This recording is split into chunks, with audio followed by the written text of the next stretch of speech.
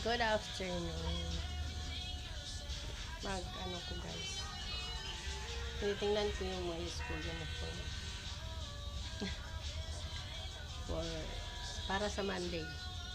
Ready na sila. Lalabahan ko pa to guys. Para sa Monday sa school ng mga apo ko. So lang guys. Madami pa ito. Madami pa ito guys. Pero daan na. Dati pa to.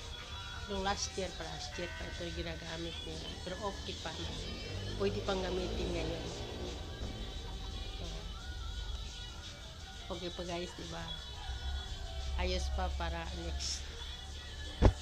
Para sa Monday. Magamit pa. So, tinan mo guys.